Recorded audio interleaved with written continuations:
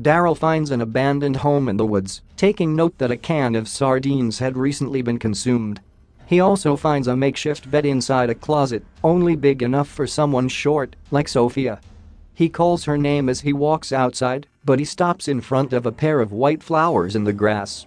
Back at the farm, the group is pulling the walker to the top of the well, but in its water-bloated state, it gets stuck on the sides of the well.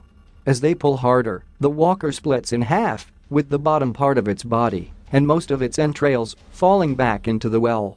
Clearly disappointed at the wasted effort, T-Dog lets out his frustration, destroying the walker's brain with a pickaxe.